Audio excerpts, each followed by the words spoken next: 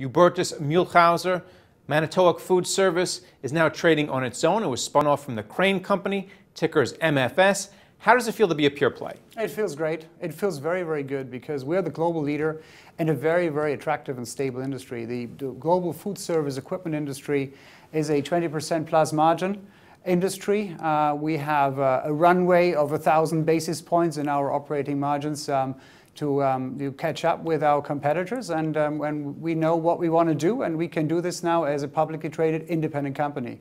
So very, very optimistic. All right, well, activist investors led the charge for the spinoff. It was Carl Icahn, Ralph Whitworth. What kind of involvement are they going to have in the company going forward? Well, they have a board member, Andrew Langham, who is going to be on our board, and they've been very helpful. And obviously, the decision to spin off was proposed initially by Carl Icahn and his team, and that was the right thing because there is, as said, value to be unlocked. And we firmly believe that we can unlock that value better as an independent company with a new dedicated management team with a full focus on the food service. All right, well, you make refrigeration machines and cooking equipment for some major chains globally, restaurant chains. So you did $1.6 billion, I think, in sales last year. What are your expectations for this year now that you're doing it all alone? Well, I mean, first, it's important to say that we have not only the most complete range of products, and that is on the cold side. So we do ice machines, we do beverage systems, we do dispenser systems, we also do the hot products. So you can buy the best combi ovens at us, the best fryers. So it's a very complete product line. And our guidance for 2016 is primarily to deliver on the bottom line growth. And we have said that we would like to grow into the 16-17% operating margin area with a mild top line growth of 2 to 4%.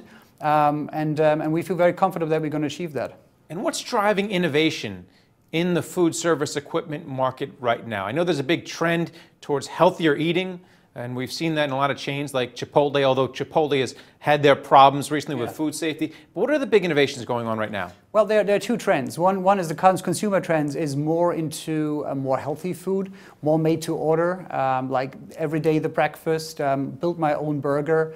And this is driving, of course, the need for more versatile equipment that can build the product to order, kind of from a manufacturing point of view in the kitchen. And then there is an innovation drive from the owner-operator.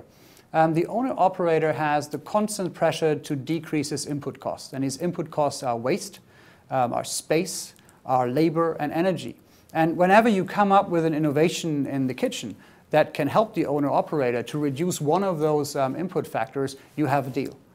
All right, and just wondering about the resale value of your machines compared to some other machines on the market, because one of the things about restaurants is that they come and go pretty quickly, and some of that equipment in the back has got to get sold. Yeah, but you know something? One part of our business is the large QSRs, the McDonald's, the Burger Kings, the Yums of this world. And for them, food safety and health is of the essence. Take a Chipotle example. You know, you don't want to fool around with food safety and health.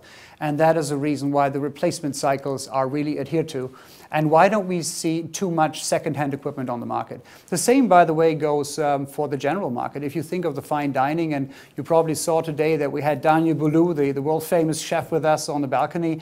I mean, you won't see Daniel Boulou putting in a 20-year-old fryer into his restaurant or a convotherm oven. That's really the equipment that has to basically have the maximum of power and performance.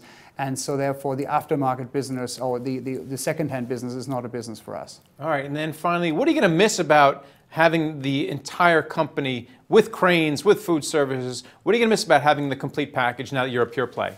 Nothing apart from the good friends that we leave at the crane side. We really like them, but in terms of independence, we're solidly financed. We got a very, very good financing in a very, very difficult time that speaks for the products, the brands, the business model, and the management team. So we feel very, very confident that we can achieve our objectives as an independent company, which is the reason why we spun off, which is the reason why we're so happy. And we're going to stay dear friends with our friends in Wisconsin, and we're going to be down there in Tampa, Florida. Nicer weather. All right, well, thanks a lot, Hubertus. Good luck. Thank you. All the best. And thank you for watching The Street.